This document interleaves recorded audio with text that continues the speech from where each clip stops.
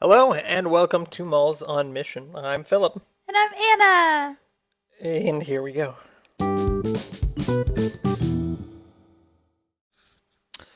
All right, so question time. I have less of a funny question this time around, and it's more of a get to know you question. Okay. Are you up for that? I am up for anything. Yeah, you think you can handle? Well, I guess we're about to find out. Yes, we are. Anna, what is your favorite fiction book? Oh no. That's such a hard question. For those of you listening who don't know, Anna is a reader. Way more than I am a reader. And you said fiction, which didn't limit it at all. Nope. Um, Your favorite genre is historical fiction, right? I actually more fantasy. Okay.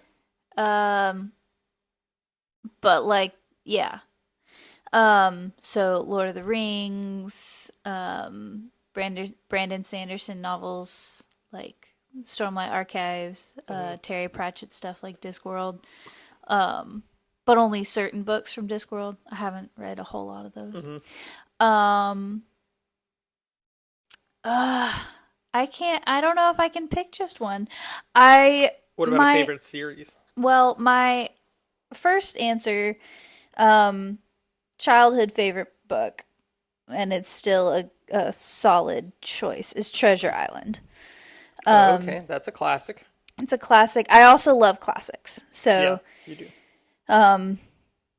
Yeah, I've read that one lots of times. And that's another, I mean, if we're doing get to know you, I have read a lot. I'm a rereader. Rereader. So I've read Treasure Island probably 8 or 9 times at least. Okay. And then, gosh, I'm trying to think because it, like, in different seasons of my life, different series have been my favorite. Yeah. Like Dragon Slippers has always been a favorite, and so has Beyonders, the Beyonders series. Beyonders was good. And those are both, like, I fell in love with those as a kid, and continue to enjoy them. Yeah. More recently, Stormlight Archives has been the go-to. Those have been the jams lately. Yeah, but unfortunately, those books take Are huge. They're huge, but I've read all of them twice at least, because it takes the author years and years to write another one, and the series is not complete. So I've been biding my time, but I still have another year before the next one comes out. So, I don't know. Does that answer your question enough? I don't know if I can pick an ultimate you've favorite. just told me a bunch of books that you've read. But those are all favorites.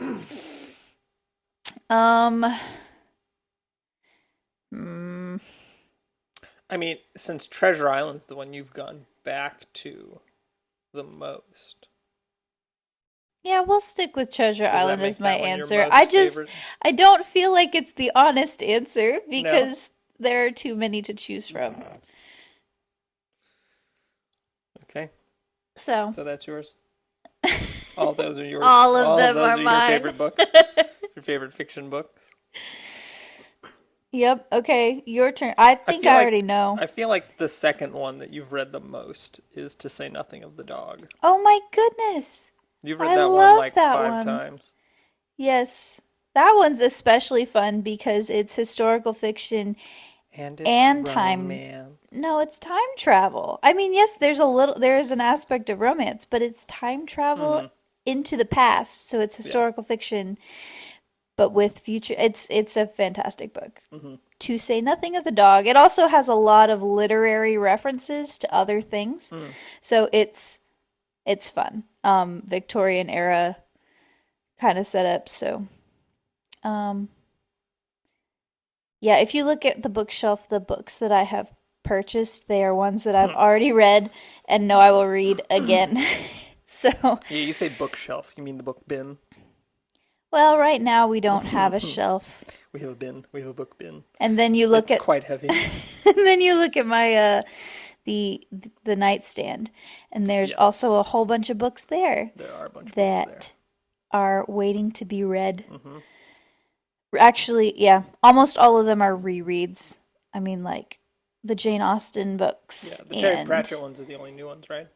Oh, I've read those. No, it's the only book that I've bought in the last bit that I have not already read is a Mark Twain book called A Yankee in how does it's like A Yankee in Ancient Rome or something like that. It seemed like an interesting premise. So I haven't read that one yet, but it's a Mark Twain book. Okay, Yep. cool. Yeah, I think you do know the answer. For me, it's an Andy Weir book. It's called Project Hail Mary. It's like a sci-fi, but the kind of sci-fi that's still based in our world. So like, there's lots of problem solving and math and engineering stuff that he's got to figure out. And it's space. Yes, and it's space.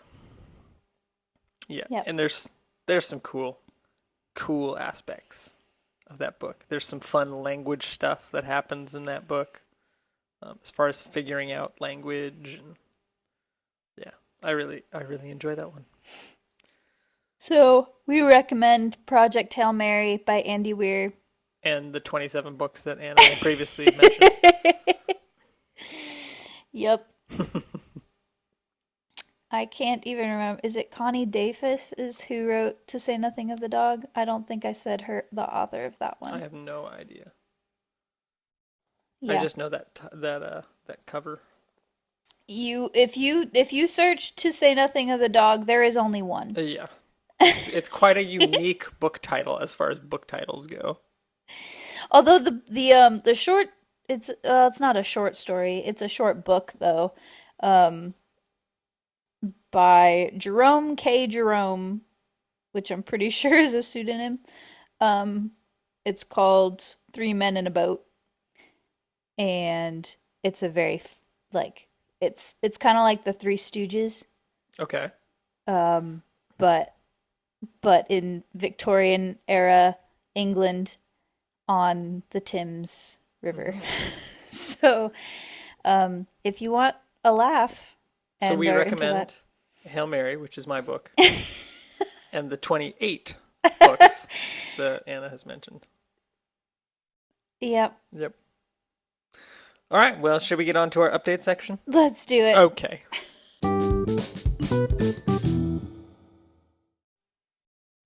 All right, update time. What's been going on in our life, babe? Well, enough that we forgot to record a podcast episode until halfway through March. Yeah. Yeah, that might be my fault. Oh no, we've been really packing in the adventures. A couple trips to Tampa, trip to Orlando. Mm-hmm. Yeah. Well, a couple trips to Orlando for you. Yeah. Yeah, we've been really packing out the schedule. Mm-hmm. Let's see, what are highlights? So we have, well, I'm trying to think in March specifically. Yeah, some highlights. We've had some sit downs with like former Wycliffe missionaries. Yes. 2 sit downs in particular, which former meaning retired. Yeah. They're still I think all of them are still connected with Wycliffe in one way or another. Yeah. They're just not supported staff. Yeah. Anymore. Yep. Which that was pretty encouraging for me to just like, all right, meet the people who have gone before you, who are now kind of stepping down, or sort of whose shoes you'll be filling in some way.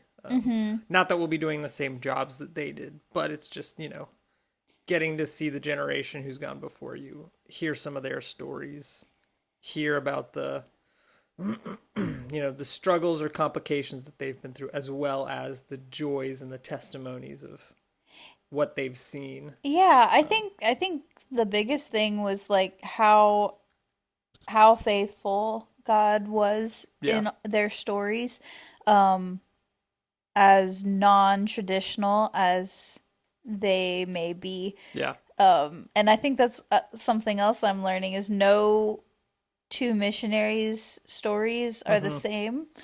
God is so creative in how he provides and how he leads, and also,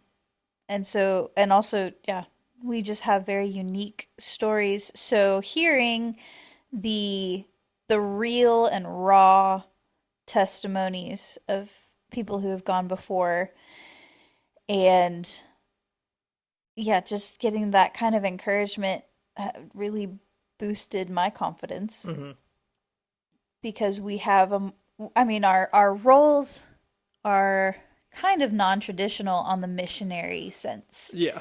And so hearing about people who go on the field to be translators and then fill supporting roles instead, because that's actually where God called them. Or just different ways that God provided to enable them to go on the field. And the timing that was always perfect with that. Those are the testimonies that I'm like holding on to as our story kind of plays out, and there's ups and downs. So but it was really fun to get to hear their stories too, because it's so real. It's like, this is what God is doing around the world, and you actually got to see it and be a part of it, and we're going to get to see it and be a part of it. And also very cool just for them to be able to kind of impart to us, like, hey, keep going when times are like this, or, these are things you're going to face. It's okay when, you have certain challenges that you'll just face moving into another context, or,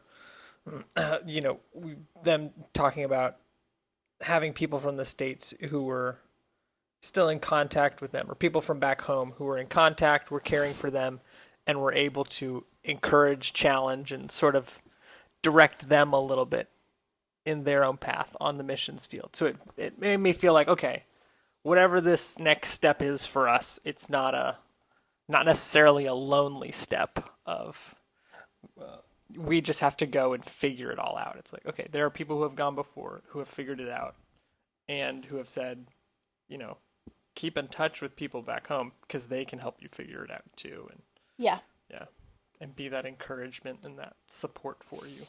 For sure. Yeah. So we had those get-togethers. We got to reconnect, or we got to go back to Tampa for a little bit and see friends that we hadn't seen in several months. I got to go to a ladies' event at our sending church, and that was just so life-giving. I even got to be part of a panel. Panel discussion. You and two other ladies were up there getting asked questions. Some incredible ladies, and getting to hear their stories. Part of me was like, what am I doing up here? Yeah. These women are incredible. But it was really fun to get to share what God had been teaching me in the areas that they were asking me about with relationships. And we've been pretty open on this podcast. I'm like, relationships are a hard thing to navigate in this season. In this transitional season. And we're anticipating a lot more of that. And so getting asked to share about what God's been teaching me about relationships I don't know. I just thought that was really cool Yeah. timing. So very honored, but also just so blessed to be around Hmm. all these women that I love so dearly and Yeah. I didn't get to connect with them for very long because there were just too many and we were only there for a Yeah. short amount of time, but getting to hug Hmm. people and see, yeah, Yeah. just see and Reconnect a little bit. smile. Yeah. Yeah, Yeah. that You was were so sharing too. special. You were like, oh, I didn't realize how much these younger girls at the church liked me until I came back to visit, and one of them brought you Oh my cookies goodness, and there's nothing so humbling and uplifting as an undeserved gift of from cookies. a younger Hmm. individual. Um, yeah, Yeah. there's a there's a girl we went down on Saturday for the ladies event, Yep. and then Sunday we stayed overnight so we could go to church Hmm. on Sunday. And this one girl, I don't remember if she's even a teenager yet. Hmm. Um, but she came up and she's like, "I made you cookies," and I Mm. misheard her, and I thought she was just showing me the cookies she made, and she gave me this look. Sorry, Sophia. Um, Uh, but but yeah, she made me cookies, and that was so. It was yeah. yeah. I was on cloud nine just Hmm. because somebody did that for me. Yeah. But there were a lot of other Yeah. You showed up, and connections. the gaggle of girls were all like, All Anna. of the hugs. It was so great. Yeah. Um, yeah, because I had definitely missed them. I was like, just didn't know that they had missed me Hmm. back. So, um, so that was really fun. That was a really good weekend. And we also got to meet our new niece, Yes. Yes, we did. Yeah. and My brother had a girl, his first girl. Yeah, we got to meet her. we got to meet her, spend So time with the sweet. with the boys Yep. and With the with the rest of the nephews. family. So Hmm. it was a really good trip. It was a good trip. Um, Yeah. yeah, And we've had lots going on here as well. yeah, we've Yeah. involved ourselves quite thoroughly in Yep. in the stuff happening. Um, yeah, so you've been working with the youth group. Although I think I've missed the last 2 weeks. Oops. Well, this past week was spring break. Yeah. I don't know if they still met. I don't know. But you've been helping out there, Yep. and then I've gotten to help out some with like it's the Bible study childcare for a Bible Yeah. study. Yeah. And yeah, getting to connect Hmm. with those kids Yeah. is just really great. I'm not sure how much longer I'll be able to do it because Yeah. it's a very high energy And kind of a you role. are quite pregnant. And I'm out of breath just talking into a microphone right now. So we'll see how many more weeks I'll Yeah. get to do it. But the past several weeks Yeah. of just getting to connect with the kids has been Yeah. really great. And then we also had my sister's. Yes. We had the ballet company come. Yeah, Yeah, that was so an incredible weekend. two of your sisters dance for a ballet company that's based in where are they based in Athens now? Athens, Tennessee. Yeah, Athens, Tennessee. Yep. And they had a big tour scheduled, and your dad got them a gig here in Ocala. So Yep. So Enoch Contemporary Ballet Company came and they got to, or they came to church, to our church on Sunday, which was fun. Yeah. My dad preached, and he preached on all of the different ways the arts are used in Yes. Scripture. yep, And then at the end, the girls came in and they did a worship, a dance they had choreographed to a worship Yeah. song, and that was cool to see that response. And then, I guess the night before that, we got to go into a women's prison, yes, and that was one of the most incredible experiences, getting to see women. yeah. So this prison in Ocala has a women's program, right? That like It's a discipleship program yeah. for anyone who wants to opt into it at this prison that it's called the Joy Program, Yes. and my mom volunteers with Yep. it. But it's these women that get discipled Yep. during their time as they're serving their sentences. Yeah. They are sitting in scripture and being discipled and discipling those behind them, those that are newer in the faith than they are. And so the chaplain was, I think, convinced by my mom to have the girls come and do their story ballet, which is all about Awesome story. all about It's like moving from darkness to light, right? yeah, from darkness to light and freedom, recognizing that Jesus has already unlocked the door and the chains that are holding you down.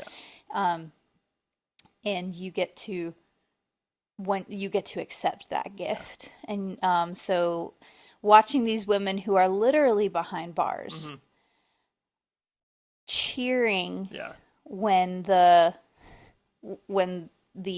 different dancers find freedom, and some of them know what genuine freedom is. It's a much more visceral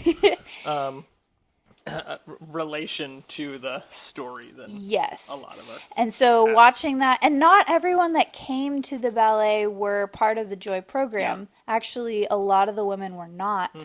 And so getting to see just the Holy Spirit ministering to these women who may not even know Jesus, but getting to see his love, and they got it. They understood. I was bawling. I don't think there was a dry eye in the place, to be completely honest. So like there's a point halfway through the ballet, and everyone was so responsive to that part where, and it's a setting free. It's and there's still another half of the ballet for the foreman that gets defeated and the oppression that is then done away with. But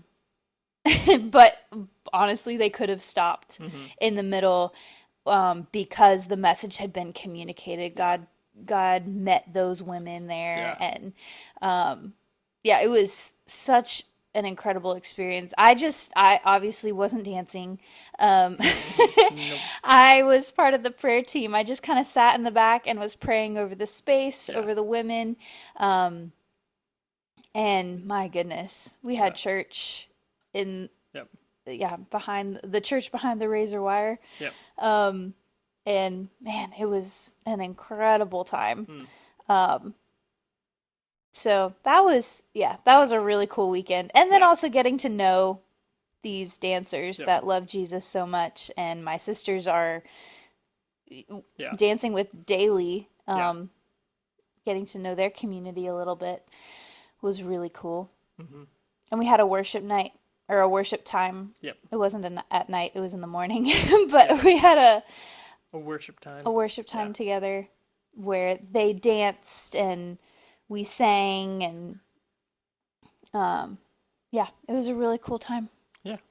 Also during this crazy time, we decided to... We bought a book. Well, we decided to really lean into Lent. Yes, we did.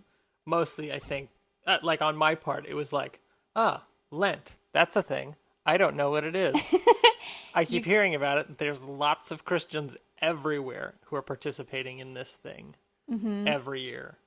I want to start learning what it is and why it is. So we've watched a couple like YouTube videos about Lent, and we did some research on the history of it. What I didn't realize, I grew up knowing that Lent was a time of fasting. Like you give something up in order to draw closer to God. But I didn't realize there were actually 3 components traditionally.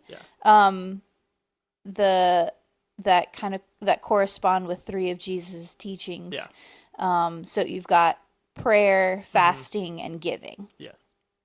And so we were like, oh, Yeah. that seems like, I mean, those three things are tied very closely together in Yeah. the Sermon on the Mount. Yeah. Jesus addresses them all back to back. Yeah. So, yeah, we were like, let's lean into this. Yeah. Let's learn and try. Let's make this our trial run. Our Lent trial. Yeah, by the grace of God, Yep. to to give something up so that our prayers can be both effective and Yeah. our engagement with the Lord can be unobstructed. Yeah. And then from there, give back. Yeah. Pour into the community. And so that's kind of been the starting point. But then you had the idea of getting a prayer book, a journal of sorts. And we bought like a very old looking leather bound notebook. So it feel like, for me, I was like, okay, whatever this book is, if I just buy a cheap notebook, I'm going to treat it like a cheap notebook. But we bought one that like feels different in our hands. And so when we open it, it's like, okay, this is like a special thing that our family is going to engage with. Yeah. Where we pull it out, we flip open the pages, and then we start praying for the different prayer requests or things that we have written down. Yeah. And we've also left a space open on every page for answers to those prayers. Yep. So I think it's a twofold, reminding us to pray specifics, and also recording how the Lord comes through. Some of these prayers we may not hear the answers to. These include these are family prayers that we are feeling led to ask the Lord for, but they're also prayer requests we get from our partners, from our friends, and so we may never hear the answers to some of these, but we want to record as many as possible. So if you have any prayer requests, we want to hear from you and put it in our book and pray for you. And then also, if you have already told us your prayer requests and there is answers to prayer, we would love to hear that as well, so that we can rejoice with you and just record God's faithfulness. Yes, we can. So I've heard of other people doing this in the past. Yeah. I'm just really excited that we've sat down and actually done it. We have the book. It's funny, filled it in. just putting a little bit of money into something. Yeah. It's like, oh, now it's real. You can do it with any notebook. But something about buying that leather-bound journal makes it feel a little bit, more I don't know. special. It feels like a life hack. Like, you've invested in this, so actually invest in it, you know? It's silly. I mean, you say invest. That was not. It was still not a very expensive it wasn't leather bound, but it's just like that intentional purchase. That's what I meant. Yeah. To do a thing. Yeah. Yeah. Yeah. No, I didn't mean invest all your money in a book, but $300 leather bound. No. The pages It's 100-year-old. No, I'm just. it's 100 years old. It's actually a scroll. It's a papyrus scroll that we bought. We wanted bound to be very in leather. authentic. Yeah, because that's what they did. Yep, that's what they did. But purchasing something with intent. Yeah. There's something psychologically. Yeah. That happens. Yeah. To kind of follow through with that. So. Anyway, that's been really good. And we've also had set apart time every morning to pray over those prayer requests and to really listen to the Lord. Yeah. So that has been a cool part of Lent that, I mean, I've done the giving up things for Lent before, but this intentional prayer is a little bit different. So it's a cool addition and new focus. 10 out of 10 would recommend. And what a great segue into our last segment.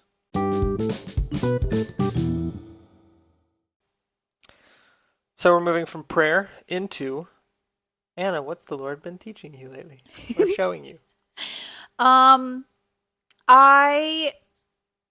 well, actually, when I was looking over the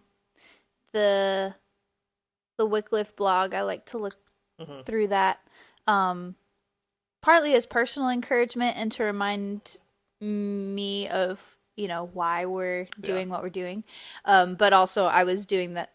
This one in particular I was looking for what story I wanted to plug into the newsletter, and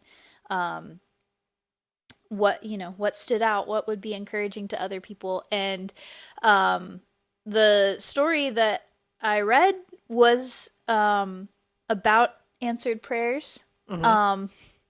And not just any answered prayers, the prayers of a 5-year-old.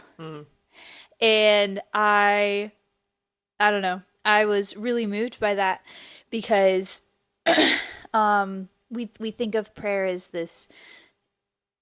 I don't even know how we think of prayer. Prayer can be such a nebulous thing, and it really is a mystery. Yeah. But it is also so simple. Yeah. Because we are appealing to the character of God, and the character of God is one who moves when his children ask for something. And so the story that I put into the newsletter, if that moved me so much, was about this missionary kid. His parents were part of Wycliffe, and he and his brother and sister got to pick a country or a people group that they were going to give money, give their allowance, whatever they wanted to give, for Bible project, for whatever Bible project was happening in that language group. And so this kid picked Easter Island. Ooh. And that doesn't surprise me because it's Easter Island. That sounds so appealing. But when he picked it, there wasn't a language project. There wasn't a translation happening. There was a language. Yeah. I'm trying to remember it now. I think it's Rapa Nui. Yeah. Is that how you say it? I'm gonna say affirmatively yes. It's the language. Even though I have no idea. Yes, that's the way you pronounce it. It's the language spoken in on Easter Island for the people there. And there was no translation project started there. So this kid decided to start praying for a language project to start, and then he would start giving to it. And so he did that in that same year. God called some missionaries to Easter Island to start that translation project. And I got to see, in a similar vein, it's like there's things that, we talk about the Lord being sovereign, and he doesn't need us. He can do whatever he wants to do, and he will accomplish his plans, regardless of our cooperation. But something that I've found so beautiful, and it's in this story, and I also saw it when I was praying at the prison, which, just a brief overview there were a couple of missing pieces to the night, that like a prop that was really important to the story at the prison, that hadn't made it to it hadn't made it through security. We couldn't find it anywhere. Yeah. And also the sound system wasn't working. And so I was not a big help with either of those things, but I started praying. Yeah. And just asking the Lord to provide that prop and fix the sound system, because I was like, if this is the enemy coming after what you want to do here, Lord, like I want to stand in the gap, and I just ask that you would provide where there is nothing currently. There is no sound, there is no prop. Yeah. And as soon as I finished praying, that's when the one of the girls who had gone back out to the cars, back through security, came in with the missing prop, and the music started playing. And it could it have happened without my prayer? Maybe. But the timing of it was the Lord was waiting for me to ask. And the same thing with this story, like he called those missionaries. Maybe he would have called them without that little boy's request. But because he requested, the Lord answered. And it's that beautiful cooperation that happens. It's like the Lord is holding something that he so much wants to give us. He's just waiting for us to ask. So that kind of changed my perspective on prayer, actually. And I've been sitting on that some, because it's not a science. It's the heart of God. But what I've seen of the heart of God is he's inviting. And he loves it when we ask him to enter in. As well. When we ask him for something, it's like we're inviting him to move, the same way that he's inviting us to move in his plan. So that's kind of where I've been. That's cool. Yeah, it is cool. God is cool. He is cool. Yeah, I've been in. I did a little study a couple weeks ago, but I went through and I looked at all of the. Or a bunch of like the major gods of the Romans, and just kind of like, okay, what were these gods about?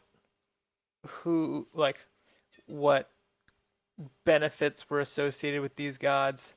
Who were seen as kind of like the ones these gods would have favored, as far as like what humans did these gods favor?